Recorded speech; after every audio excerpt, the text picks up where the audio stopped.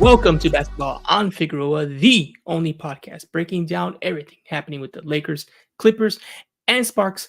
I'm your host, Edwin Garcia, and joining me today, per usual, is Dar E.N. Viziri, fresh off a trip across the pond. He's back where he belongs. He could be anywhere else in the world, but he chooses to live in Los Angeles. Dime. Before we get into Curt Miller and the Lakers, the Clippers. Sorry, what am I doing? Curt Miller and the Sparks mutually parting ways. Things going on in the WNBA. Rob Pelinka, JJ Redick, Clippers, Kawhi knee situation. Tell me, real short. I know you got a bunch of vlogs and videos there on YouTube about your trip, but tell me just a little quick breakdown. What was it like spending some time overseas and watching some soccer or football, as they call it over there? It was incredible, man. Seeing family, but also just some amazing experiences. And you mentioned it right there. You can see the experiences on my channel, on my vlog. I would watch them in order because they progressively just got more unique. Shout out to all the fans that treated me so well. And what amazing traction for the channel all of a sudden, Edwin. We got to 11,000 subscribers on the Dime Dropper channel with that trip. The world's game, showing why it's the world's game with those vlog view counts. Yeah, congratulations. No, I know before you've mentioned that, hey, I'm tweeting a lot about soccer and I'm not finding it. And it turns out when you go over there, you find it. But it's one of those things, right?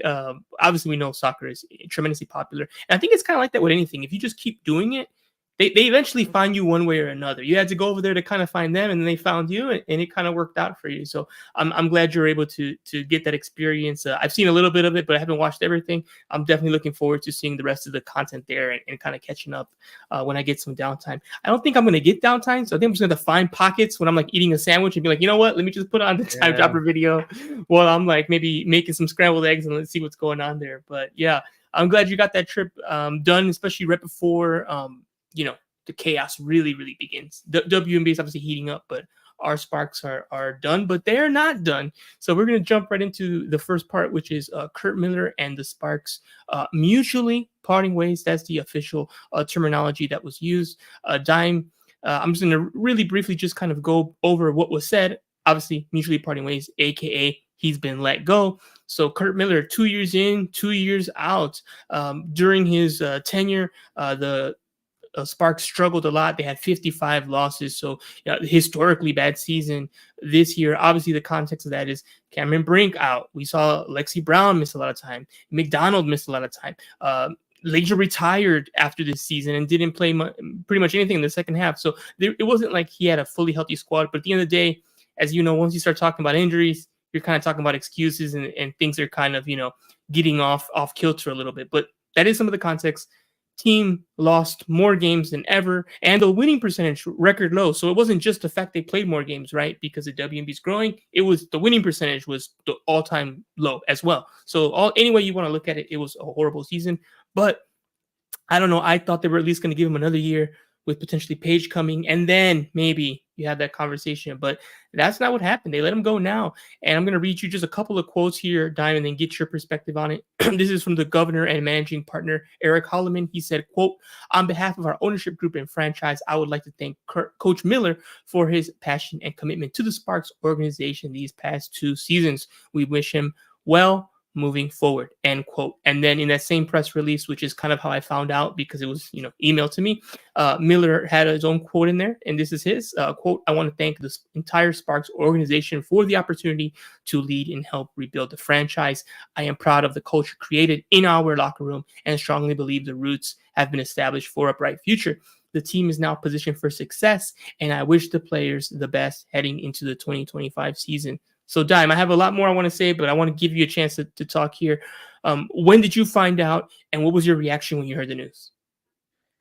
I think I found out a couple hours after it happened. And, this is a conversation that we've had a lot on this show, Edwin, but not in terms of whether or not Curt Miller should be fired, just whether or not he was doing a good job on the season. And if there's anything I've learned from coaching basketball, albeit at much lower levels, It's that it's really all about the talent and all about the players. Now, while that's true for every sport in basketball, it's true in more than anything because one or two players can totally make or break your entire team.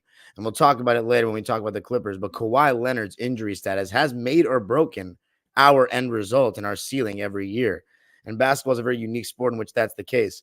Curt Miller, to start the season, I think there was a main criticism of him, and it was that he didn't let Rakia cook enough, really.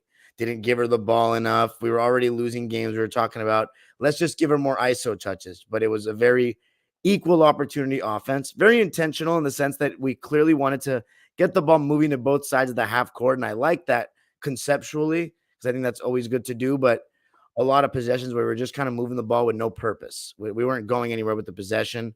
And do I think that warrants him being fired? I think it's a harsh firing, if I'm being honest, because as you said, we were so banged up. No Lexi Brown, no Cameron Brink, no Ari McDonald at the end of the season. I mean, it was tough, but ultimately, I don't think he did necessarily a very good job. So us going a different direction doesn't necessarily make me mad. I think a lot of it is with the focus of let's have a purpose of running stuff more through Rickea Jackson next year. I would have to think because I don't know. I don't know what's going on behind the scenes. You were obviously closer to the situation. I don't know about any internal, disagreements and stuff like that. I mean, obviously there's going to be disagreements for a team in a season, but actual distaste of the coach, because you see the way it is portrayed that Rickea has a good relationship with him, that De'Erica Hamby had this really emotional post on Twitter about how much he appreciates him. So I have nothing against Curt Miller at all, but I'm not losing sleep over the fact that we moved on. It is a harsh business, though. And if you want to say, did he warrant getting fired? No, I think you have to give him a chance to actually have a healthy team with a chance to actually make the playoffs, which we didn't really have. Yeah, I'm going to probably go on a little rant here. I'm going to try to be careful, but oh, okay. I'm here for it. Yeah, so here's a couple things. One, I think in general, the standard needs to be higher at the Sparks. And I believe it was Plashke who wrote about this on the Times, about how, he was a little bit harsher on this is not acceptable. They don't have a practice facility. Like, this is kind of a joke, was kind of his article's kind of premise about it. And it shouldn't be a joke. Like, this team should be respected. This is a big market. Like, get it together. And, especially when I look at how we talk about what I would say when we started the podcast, Lakers, Clippers, Sparks. Lakers, I can tell you this right now, which is tough to say, but if JJ Redick has the worst winning percentage as a coach as year one, he's out. I'm telling you right now, he's out. It doesn't matter. Not the worst winning percentage in Laker history, he is out. He's out. Doesn't matter. He's out. Right. And with the Clippers, I don't know if that's a scenario, but probably. Right. So I think that if we're looking at keeping that standard up there and what you're asking for, yeah, that can't be acceptable. So I understand that concept, but also this is a different league. It's not the NBA. It's the WNBA. Things work differently. Schedule's way shorter. And like you said, so many major injuries. But I agree with you in the sense that although if it was up to me, Curt Miller would still be coach. I would give him one more year. But obviously it's not up to me. I would say from what I understand of it, and I don't understand everything. I mean, you never have all the information, but from what I understand, it seems like the players had a good relationship with him. He had a good relationship with them. And I think it was more of management making a decision that, that many wins just isn't enough. It's not going to cut it. And that's where the kind of separation happened. And before this, Curt Miller kind of had his reputation around the league in general is brilliant mind, great coach, but he can't win the big one, mainly because he hasn't won the WNBA title, although he's gone very, very far. As a head coach, he's won it as an assistant before. So that's kind of the MO. So I think with that kind of perception and then these results, maybe that combination said, you know what? Is he the guy? And honestly, I don't know, because my biggest gripe with him is offensively. Like you said, I didn't like those ISO lack of touches for Rickea. I did not like the offense. Most of the time, my questions were about that, about Rickea's access, about how hard it was for Hamby to get touches in the right spot and utilizing Hamby the right way.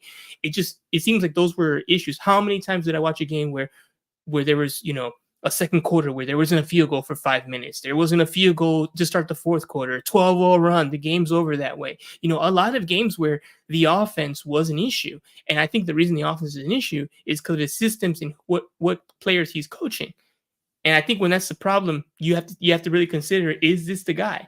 And we have something else looming, which we don't know all the answers yet. But with Paige, are they already kind of seeing things ahead and thinking, is this the coach for Paige? What's Paige going to want? What are they running UConn? What's going to be more likely? Is this a good time for us to start fresh, get our superstar, get a coach who's going to know how to work with Brink, Rakia, and a potential, generational guard, and like, let's get it going. I think that's another thing they're thinking about.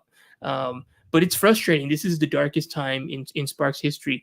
Worst season. And not only that, it's been, I think, 4 years, no playoffs. Longest drought in franchise history. So it's all across the board rough. We do see the building blocks. We see Jerica Hamby being, AP most improved, not WNBA awards. That went to Carrington, which was deserved, but Hamby was right in the running as well, came up second in voting. We saw her playing Team USA, All-Star. You see her numbers. We already know Brink's right there. Rakia is clearly on her way as well. So, and then with Paige, you can see where this can turn around quickly, just like it did with the Fever, who went from bottom of the league to top 6. I wouldn't be shocked at all if the Sparks had the same trajectory given Paige being there. But you got to find the right coach. You got to get things in order. They have to get better practice facilities. I think it's a combination of a lot of things. So, but I think another thing of growing is being like, hey, if that's the standard, then we got to hold it up for the coach. And I remember I forgot who, someone wrote about like, oh, the Sparks had the worst season, and no one seems to care. And then the management said, oh, we care. We're actually going to do something about it. Because to their credit, no one was putting pressure on them. The Sparks don't have a community where it was like, fire Curt Miller and like their hashtag. No. They could have totally ran it back. Yeah, go ahead. I was going to say fans of Rakia Jackson were on that train on social media. Yeah, and even to also even counterpoint my own counterpoint, I did have some, some messages, people being like, hey, is this the guy? I don't know. And I had some media members also kind of wonder out loud with me. But it wasn't, how intense it can be, as with the firing of a coach. I remember one Clipper fan really wanted Doc Rivers gone after the bubble, and that was the right move, right? So these things are tough. It's a result, basically. You know how it is. Coaching is one of the toughest jobs because it's just so thankless. When the team wins, it's not, Steve Kerr's not good. It's Steph. And then when he loses, he's not utilizing Steph enough and all that kind of stuff. It's a thankless kind of job. And unfortunately, you get hired to get fired. And I remember Miller talking about this mid-season, talking about how many coaches there have been. And, he has a longer contract, but you never know. And lo and behold, he was kind of right about that. But that's the end of the Curt Miller era. If it's the right move, I think at the end of the day, it's the move they've done. I've seen the Sparks let go of interim coaches. I saw them let go of Derek Fisher. I saw them let go of Curt Miller. So it's been a bit of a coaching carousel as well with the Sparks. So what I know is they need to get the next coach right, because if they get Paige, that's it. They really got to go for it. And one thing I'm not going to want to hear on press day is, we're rebuilding. It's my first year. Because like, okay, enough. At some point, the rebuild has to build something, or else, we're just talking in circles for like half a decade. So we'll see where that goes. That's hopefully the end of Sparks talk, because hopefully there's nothing big or earth-shattering happening, and everything's kind of good, and players can start resting and start deciding who's going to play overseas, who's going to play some kind of basketball in the meantime, or just get rest and get practice and do that kind of work. So we'll see. Another thing, I didn't message Sparks PR, but I'm definitely disappointed they didn't have exit interviews done. No exit interviews. They're apparently, I looked into it, apparently they're kind of optional. I assume they did. They've had them every other year. They didn't have them this year. And I just thought that was weird. I think there would have been a great chance to talk to everybody and be able to, go through the whole roster. Now, again, I didn't reach out to them, so I could have definitely reached out and gotten a couple individual interviews, or at least asked. But the main reason I didn't reach out is I assumed like once the season was over, I'd get the email, and then I didn't. And I just thought that was a weird thing to do.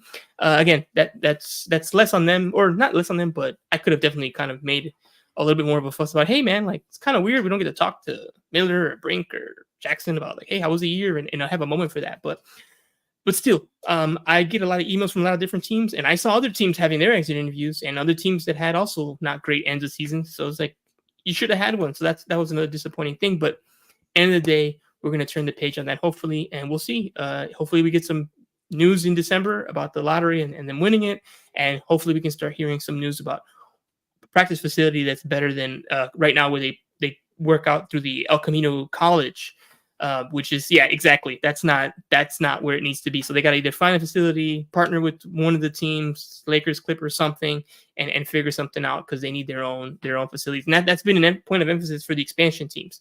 They're required. Where's your stadium? How are you going to get the fans? Where are the players going to practice? That's been a conversation. This needs to be resolved in Los Angeles. It's only right. All right, let's jump into the games now, because the action is actually heating up.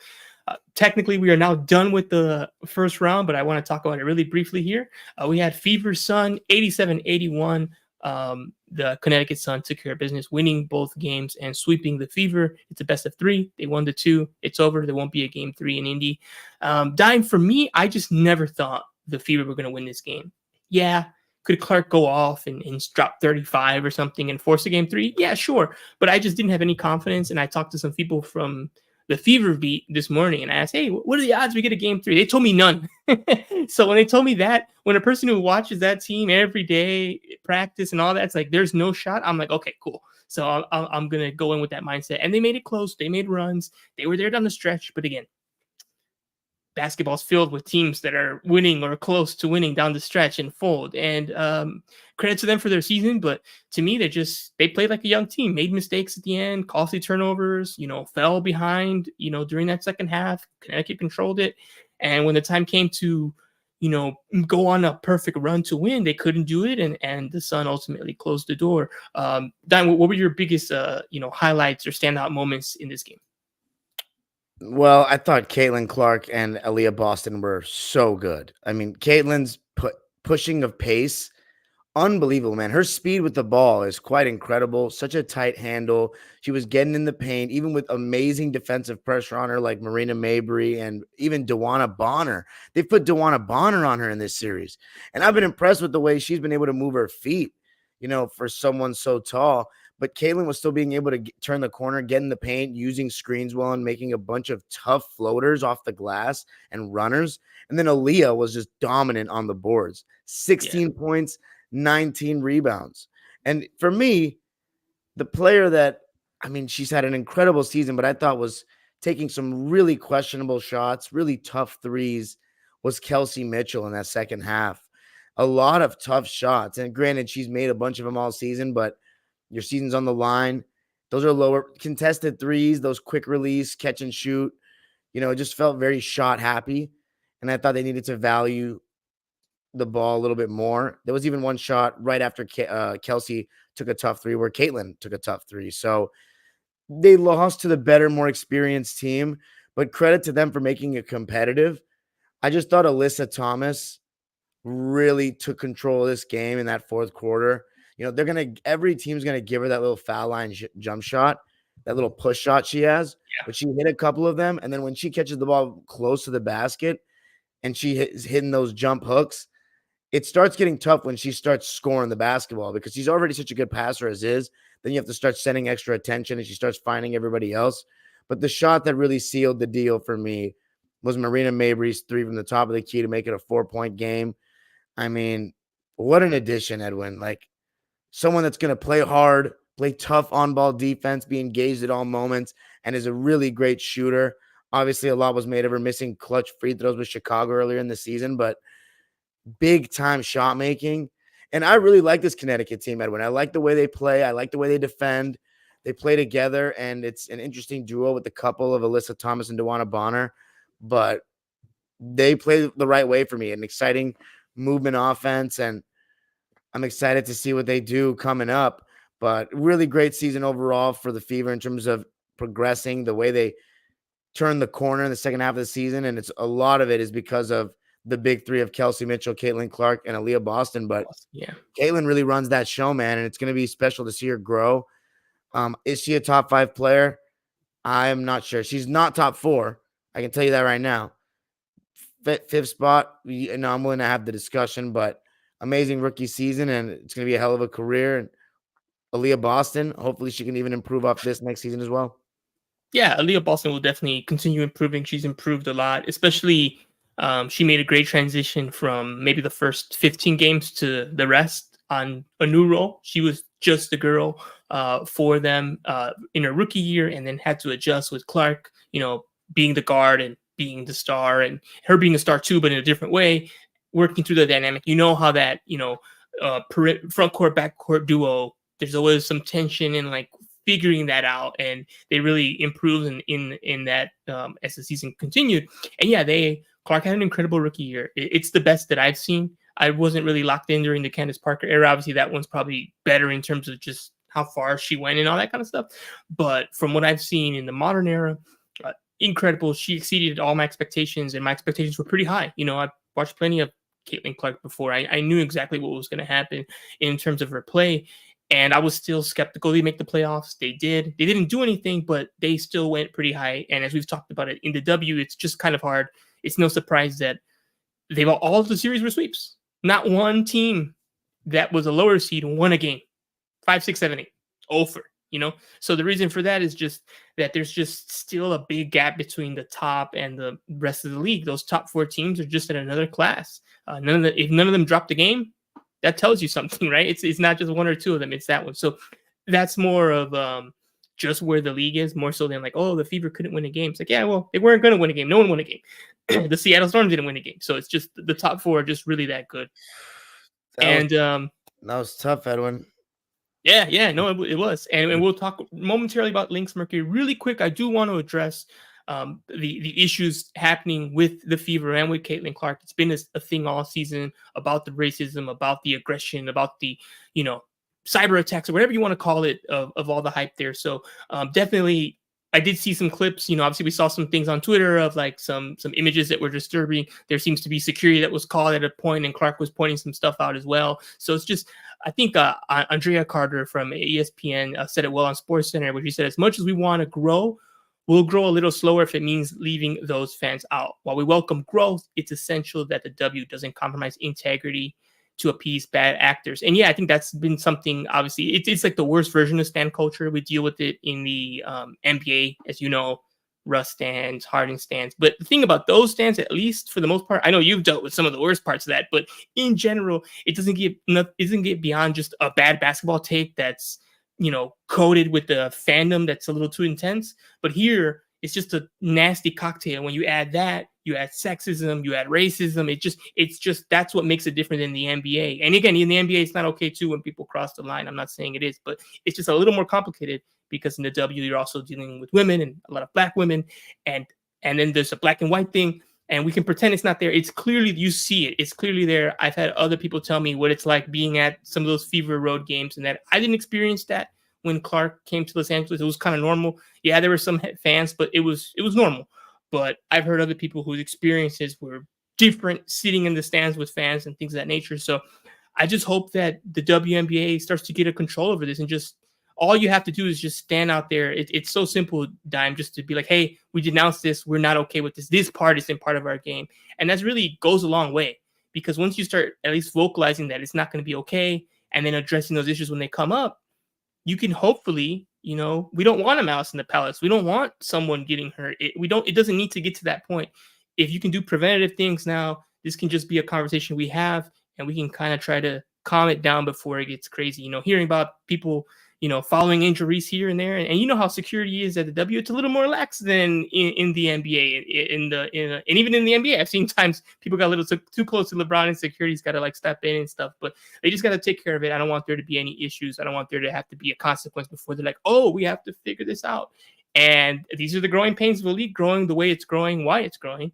And hopefully, I'm optimistic that we can get things fixed, so that way we can just enjoy the ball and not have to deal with that. If you want to say anything there, Dime, you can. If not, we'll jump to the next game. No, I agree. There you go. I love a strong Dime stance there. All right, so let's move forward. Lynx Mercury. This one was a lot less exciting than Fever Sun, because at least in Fever Sun, even though I didn't think the Fever really had a chance, it was close. This one, it just felt like Phoenix said, or Minnesota just said, you know what? Yeah, it's over. Like, if Diana Taurasi's career is over, it's going to be over tonight, because we're going to stomp the door. And Fee just came out, and there's games like this, Diane, where a star player is just like, you know what? I don't think anyone here can stop me from doing anything. And then they just put the pedal to the metal, and then you're like, yep, we don't have an answer. And that's what I saw in this game, just utter dominance from Fee, and they just steamrolled the Mercury and took them out. And it's not no surprise. I think the Mercury, they started off kind of surprising this year, but especially after the Olympic break, the only wins I remember them having were against like teams like the Sky without Reese and the Sparks and the Dream. Just they didn't beat any contenders, and the Lynx are one of those we can win the title teams. So this isn't a surprise to me. I wish it was more exciting. It was cool to see the moment where Taurasi left, and we think there's a good chance she's going to retire, but we don't know. And the crowd kind of gave her flowers. I thought that was cool, but minus that, it was just a dominant Lynx team, just showing that they're just at another level. So Dime, what were your takeaways here from the Minnesota Phoenix game? I actually only got to see game one of this series so far, and it was a very good game. Phoenix made it competitive at the end, but really solid performances from, well, Fee was unbelievable. A career high, playoff career high. I think it was 38 points. She was amazing. Got to the line a ton. I think 13 for 14 from the line. Do you know her stat line tonight? No. 42. Oh my God. She's averaging 35 points a game. Yeah. That's right. No, my math's off there, right? I think it's 36. Yeah. You said she scored what? She scored 30. Oh, it's 40. 42 plus 38 points, right? There you go. Yeah. Averaging 40. That's insane. Yeah, she went 14 for 12, 20 from the field, so she missed 6 shots. She was an absolute just juggernaut. And I think like she had like 26 during the first half or something. So she was really just like on it and really blew the doors out. But yeah, I'm sorry. Go ahead. What else did you see during the early parts of the series? I mean, big blocks down the stretch from Alana Smith. They're such a tough defensive team. Even though the first game was a very high scoring game, they're a tough defensive team. They shoot the ball so well and they move the ball so well. Just another one of those teams that I just love watching. Well coached and really have some good off ball movement centered around Kayla McBride, and Bridget Carlton made a really big three late in this game. Really big three. And she's made some big threes all season long. So they deserve to be where they are. And these are the 4 teams, Edwin, we talked about all season long that are the best. But if you want to talk about another series, I'm open to with the Storm Hats, one of those games, Edwin, man. I don't know if you watched them, but they should have had one of them. Yeah, they should have had one of them. We'll talk briefly about that. Then I just want to do a little preview of the semis. But yeah, the Storm, I know a lot of people have been talking about, like, what does the Storm do now? They went all in. I mean, I think, yes, it's kind of tough because they seem like they're pretty good, but just not quite good enough. But honestly, I think it's a run it back scenario. Gabby Williams was picked up right after the Olympics, so she didn't have much time. And this was NECA's first year there. So I think kind of like the New York Liberty last year, where the inclusion of Stewie and Jonquil Jones was new.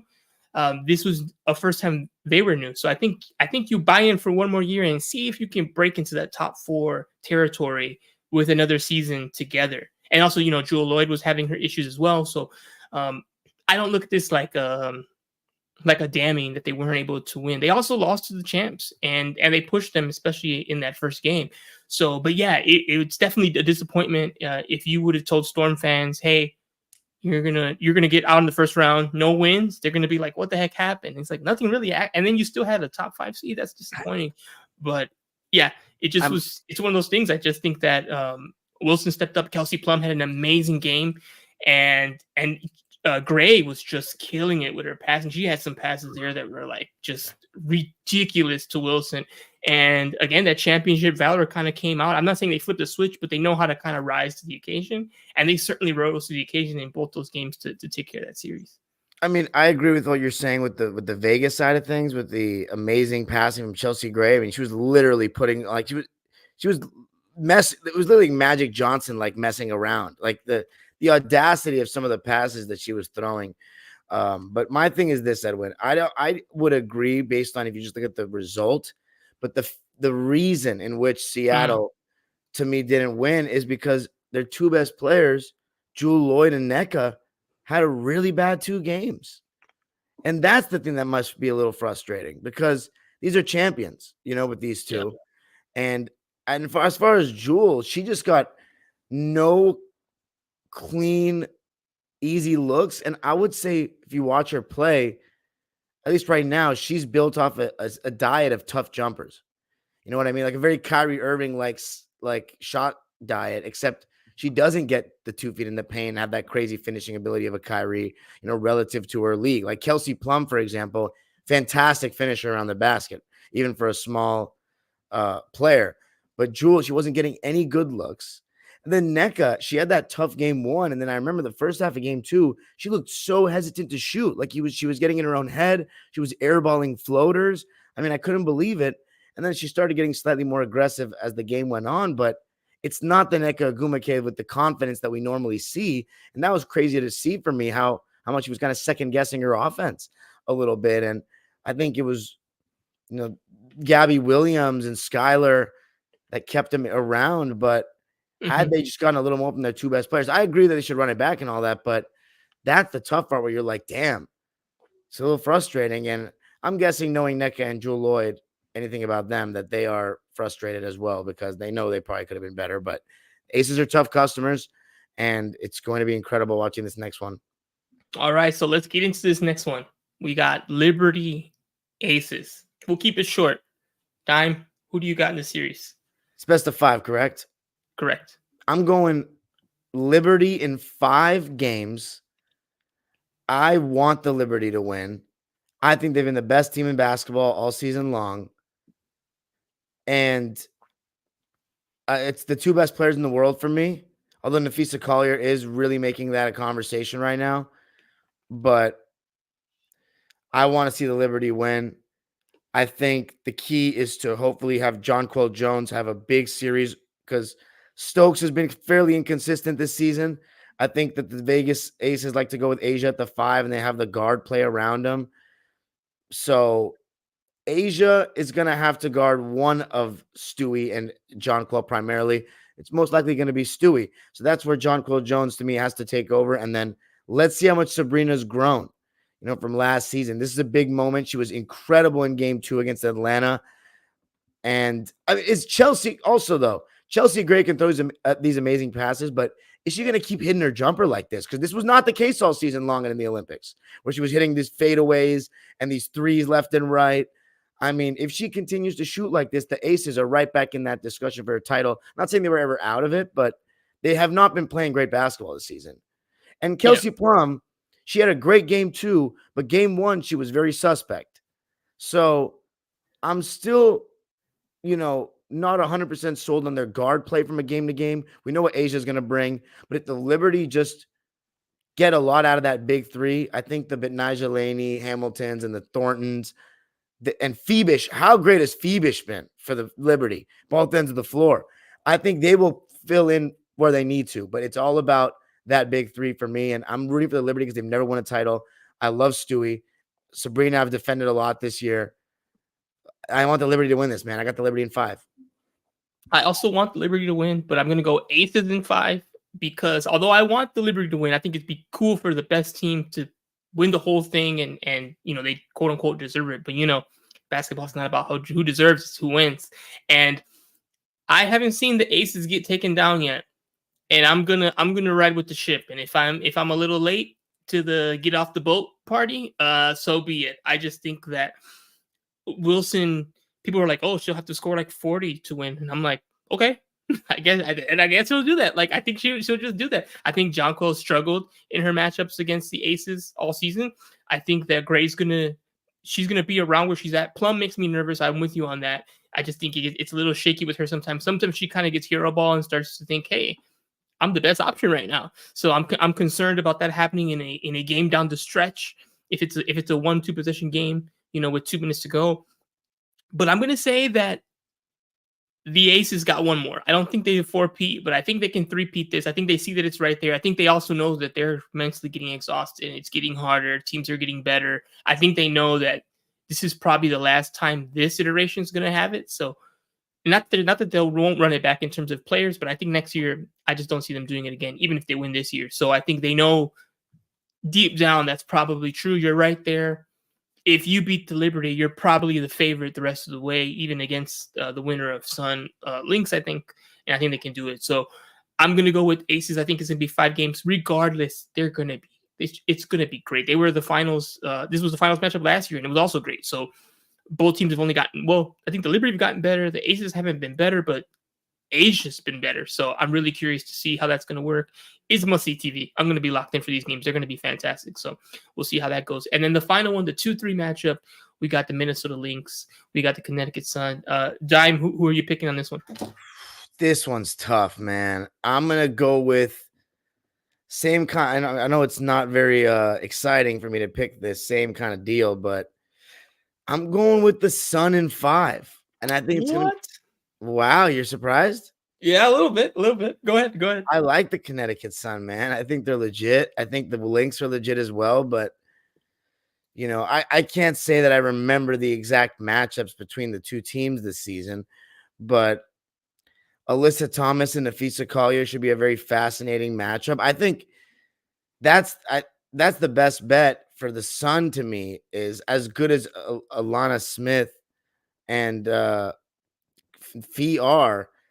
I think maybe Alyssa Thomas and Bree Jones can try to get them in foul trouble or bully them and use their size a little bit on the interior, but we'll see. I mean, you'll probably deploy Carrington on McBride or Courtney Williams and have Mabry on the other. I just think they're tough, man. But I don't blame anybody for going with the Lynx. I mean, Nafisa Collier has been playing at such a high level. By the way, if you guys want to support the show, come to the YouTube side. I see a lot of people on Twitter. I've posted the link on my YouTube channel. You can come support the show. Send us a super chat. If you want to let us know something, we'll read it mid-show.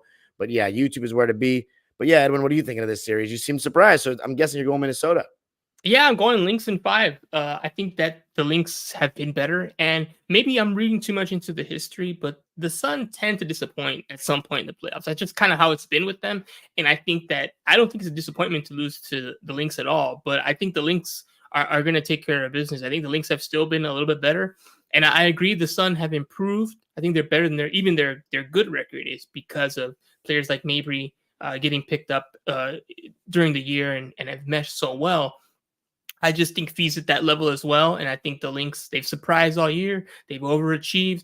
I think they're going to continue going and they're going to come out of the other side of this bracket. That I'm much more convinced about than Liberty Aces. I think the Aces can do it, but the Liberty have been better. I'm a little shaky. I can see it going either way. Not that I can't see the Sun winning, but I'm just I feel more comfortable picking Minnesota than the other one. I think they're just a little bit better. And mainly because of Fee, and I think McBride again, great defender. I'm just going to go with the Minnesota Lynx here. I think they got this, but I think it'll go 5. It's going to be tight as well. The great perimeter defense the Sun have, interior defense. They're just a good defensive team. They're knocking down shots. For sure the Sun are formidable. But I'm gonna go with the Lynx on that one. That's not a bad pick in any way. My only thing is, you say the Sun are always going to disappoint, but are we to this point where the Sun are this cursed team, like the Clippers in NBA, or are we talking like that? I mean, the WNBA is not that old, and Dejanay Carrington has taken a big leap this year, and as you said, Mabry there. I mean, yeah, I think the only time they've surprised was a couple years back when they knocked the Sky out of the semifinals. They had a crazy. It was 2 years ago, the year that you were working with the Rams. What year was that? That was the 2022 NFL season. Yes. So, yeah. 2022, the Sun made the finals.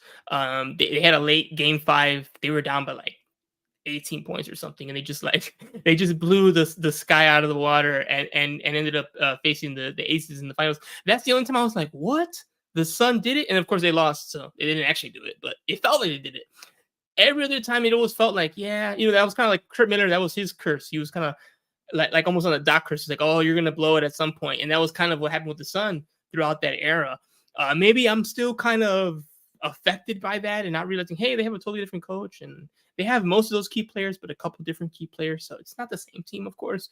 But I'm still kind of I don't know, that's what happens. And again, this is a close one. Technically, they'd be the underdogs, having the slightly worse record. So technically, it wouldn't be a shock for them to lose to the team that is a seed above them. But obviously, 2-3, it's pretty tight. So it's not it's definitely a pick'em series. I think I'll be curious to see how the first game goes. I think, as you know, now it's more of a chess match. These teams are much more closer together. So we're going to see that nuance and that high level basketball. This is a basketball I love, Dime, because I learn more about the game during these moments than kind of the whole time. Because, like, for example, here, right? I think the Lynx, you think the Sun. And for me, it's not about, oh, I'm right and Dime's wrong. It's more like, well, what am I going to learn?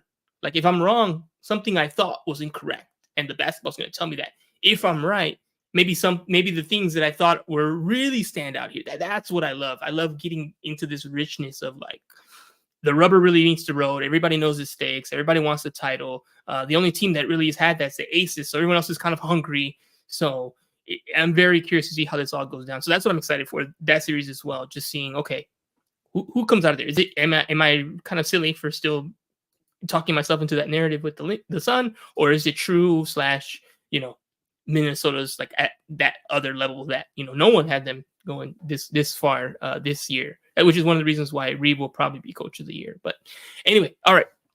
So those are our picks for the semifinals. Let's go ahead and jump back into the NBA. JJ Redick.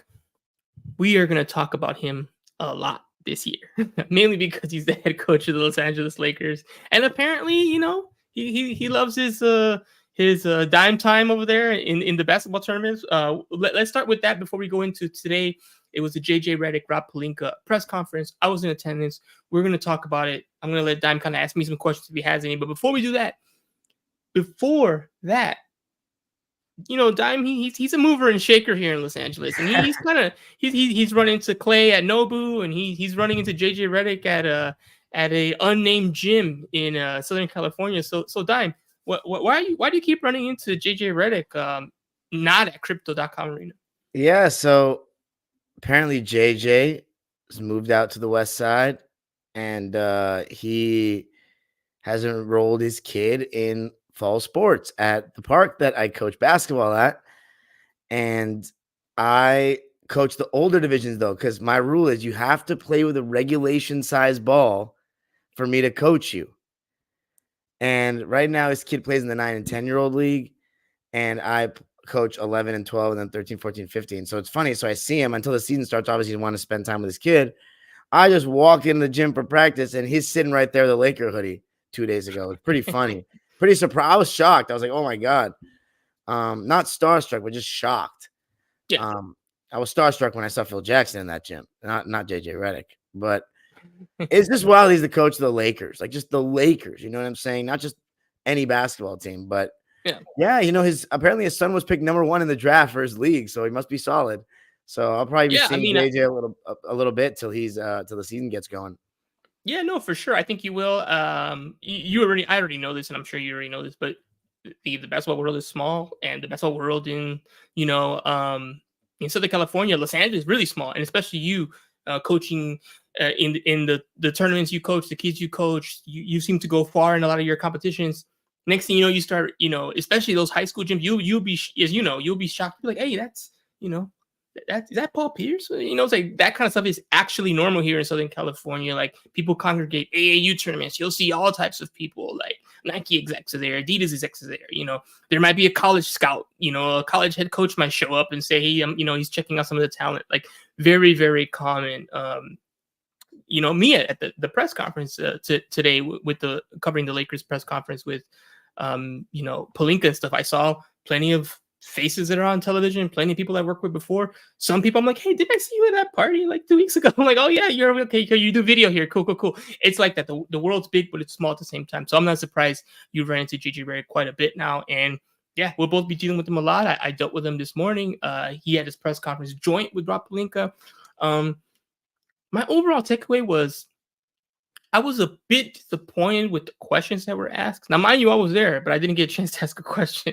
And again, not that my question would rock the world and all of a sudden make it the most incredible press conference, but I just felt like I wanted a little bit more asked of Pelinka about the lack of moves, waiting on the moves. We got a couple of questions, but I wanted a little bit more, and not one of those like, I got you, I'm trolling you moments, but just hold them a little bit more accountable for, you keep saying, if this happens, if that happens, when's it going to happen? Like, are you going to make these moves? And what does it say about the team that they're always sub 50 wins the last 3 years, always in the play-in? Like, your job is to make this team better. And we're not seeing traits that make it better. And this isn't some 60-win team that, like, okay, you don't have to do too much. These aren't defending champs. It's a team that needs to get it. So I'm going to read you a quote real quick here.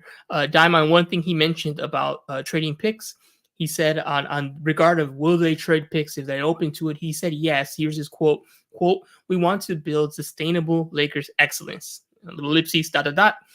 We would do a trade with both picks if it led to sustainable Lakers excellence. And that's the part that kind of, it just feels weird. It feels kind of tired to me. It's just sustainable Lakers excellence. What does that even mean anymore? I've heard about Lakers exceptionalism. Lakers excellence was a new one. And it's just kind of frustrating. He also kind of gave a timeline of, someone asked later on in the press conference how far this team was from being title contenders. And he kind of mentioned that he didn't know, but he thinks he'll get the answer after about 30 games, how good they are and how far they are from the top. I looked it up. 30 game mark, that's Christmas Day, Golden State. So after that game, we're going to have to re-look at this and see, okay, are they top 4 or not? To me, that's contention is. I know the Mavericks made it last year. I believe it's the 5 seed, but that's kind of a rare scenario. I think you want to be top 4 to have a realistic shot at the title from the West, to make it out. So I don't know, Dime. Do you have any questions for me or any comments about that? Overall, Gigi Redick, he's very good at this because he's done podcasting and stuff. So he kind of answered these questions, pretty well. Nothing impressive, nothing disappointing. They haven't even dribbled the basketball in a mandatory workout just yet. So, we're still kind of in the early parts here. But any questions you have for me about the press conference and what my overall thoughts were? I mean, no question. I feel like you've given the thoughts, but I'm going to say this to piggyback off what you were saying. The Lakers, to me, have shown a real lack of ambition this summer. I mean, last summer, you had, okay, we made it to the conference finals. Let's give a full year of this D'Lo, Reeves, LeBron, Vando, Rui, AD kind of core team. And you saw as the season went on, but you just added who? Gabe Vincent, Taurean Prince. Like, these are very marginal moves. These weren't needle movers. And you got swept by Denver, but there was people, I mean, you might have been included in this group, that was saying, I think last year was just last year. LeBron was injured in that conference finals. We didn't have a full year of chemistry. Let's get another shot at it. But now we know the Lakers are quite far off the pace because they lost to Denver, and Denver didn't even win the championship. The Celtics have raised the bar, and the Lakers have done virtually nothing. I know it sucks to hear. The Lakers have done virtually nothing besides get JJ Redick as their head coach and we're surrounded with a decent staff to improve this team. LeBron's a year older. AD's in his prime. That's fantastic. Reeves is approaching it. D'Lo is in his, basically in his prime.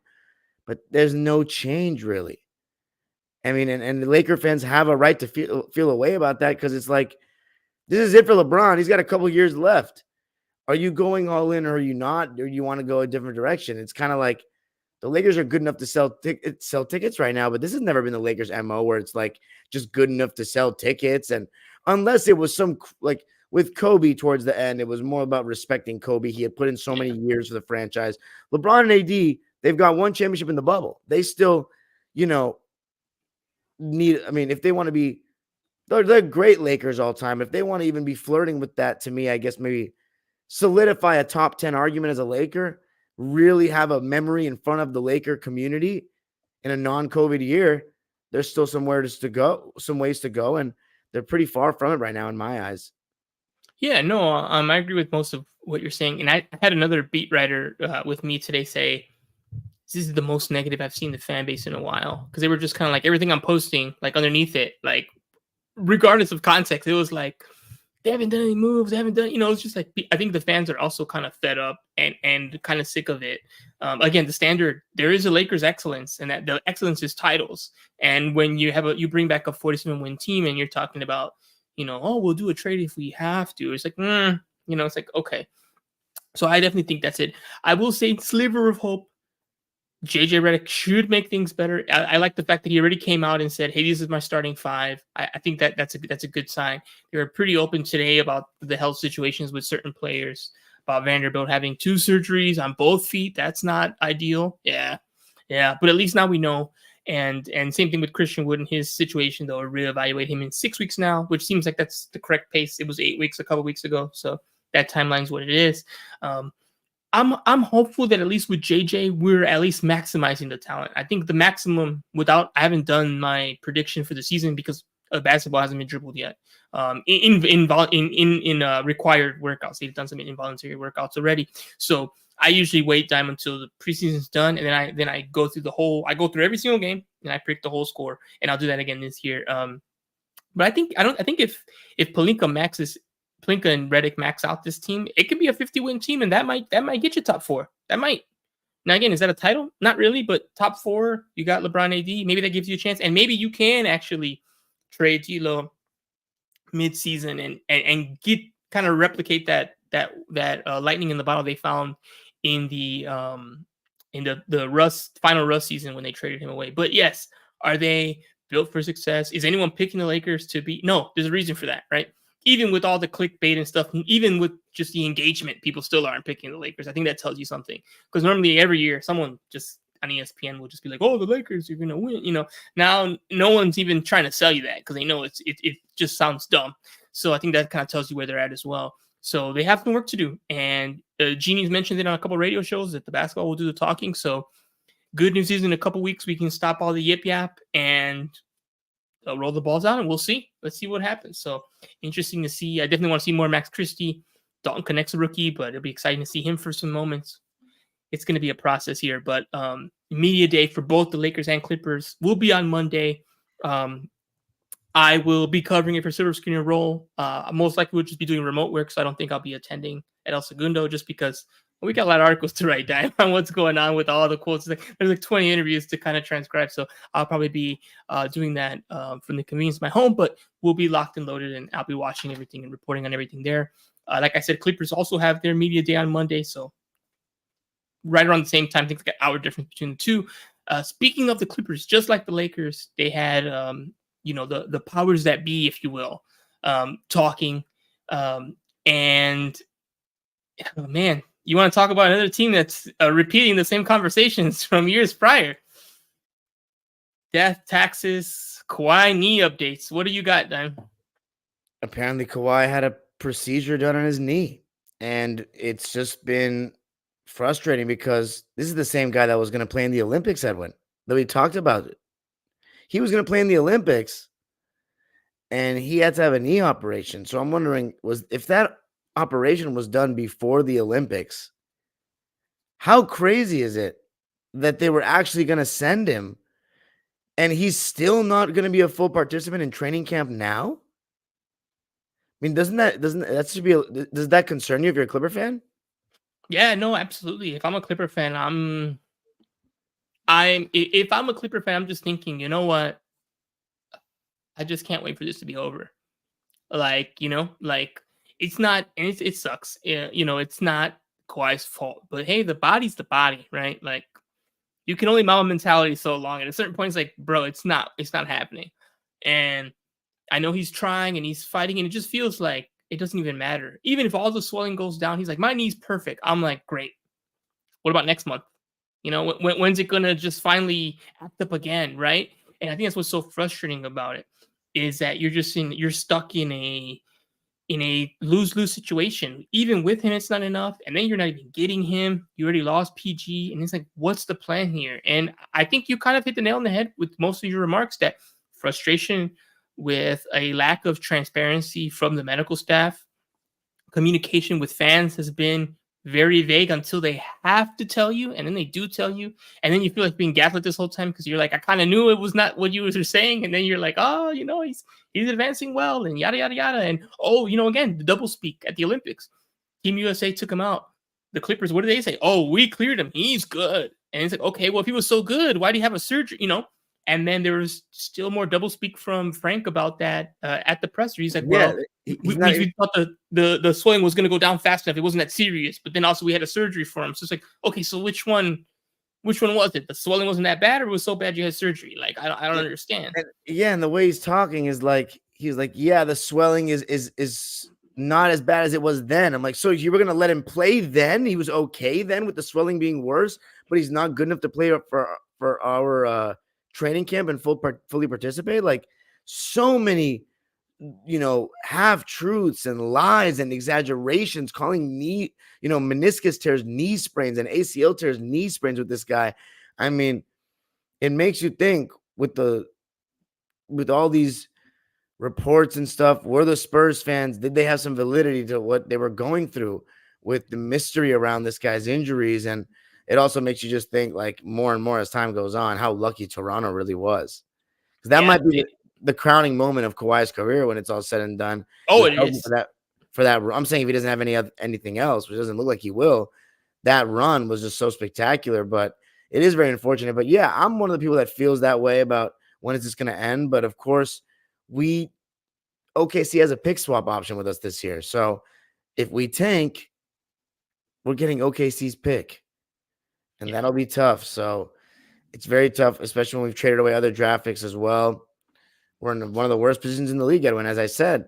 I just hope that Kawhi, they said he's optimistic, he'll be fine, whatever that means. I hope he's okay for opening night, because how Kawhi Leonard Clipper would it be if he's not even ready for that opening game at the Intuit Dome? Yeah, it'd be pretty rough. I agree with you on that. So I'm looking over here at his contract. He's got, after this season, he's got 2 other seasons. Then he's an unrestricted free agent, 27, 28. So, yeah, it's going to be tough. I mean, we've seen trades happen when it looks tough, but $50 million the next 2 years after this one is 49 and change this year. So, yeah, man, it's going to be tough to move that kind of contract if he's not showing health. And like you said, there's no point in taking this year with the pick swap. So, yeah, you're stuck. You're stuck. It's being underwater on a mortgage. It's like you just gotta bear through it, because there is no pretty option right now. I would not say they're in the worst position. I would tell you, go look at the Chicago Bulls if you want to see a worse position. But that when you're comparing yourself to the Bulls, you're kind of already in a lose situation to begin with. So we'll see. I'm not optimistic. I'm not here to sell you hope on the injuries. I'm just saying, hey, we'll just see how it goes. You're aware, it's going to be an issue, another year of that. And the best you can do is just hope that it's better, but also understand that it might not be, and just we'll have to wait when the games actually matter to see if he plays, or when we get an update that's significant there. But yeah, I agree. I've heard from multiple sources when I've asked privately about Kawhi.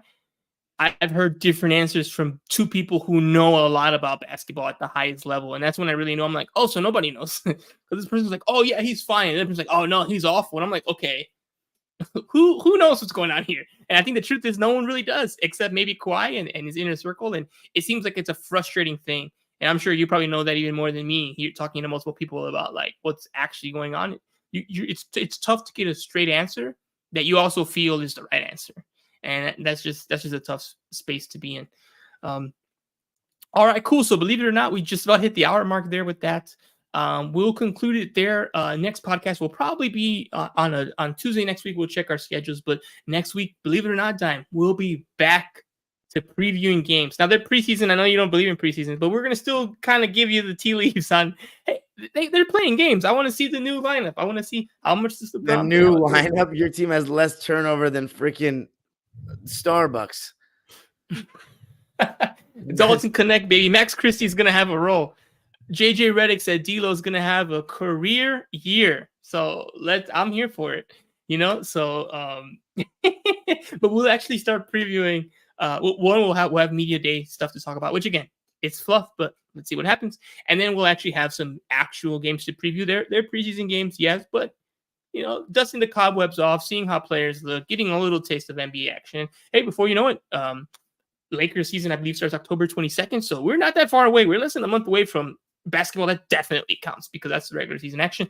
And of course, we'll kind of keep updating everyone on the WNBA playoffs as they continue. They go really quick because they're 5-game series. So they're kicking off this weekend. So by the time we come back, we'll see which games we'll recap, and we'll kind of see how close we are to knowing who the finals contenders are going to be, and then we'll again preview Lakers Clippers preseason and kind of whatever big takeaways we got from training camp on both sides. So, all right, that's the end of episode 44 of Basketball on Figueroa. Once again, I'm Edwin Garcia. That was /is Darian Viziri. We out.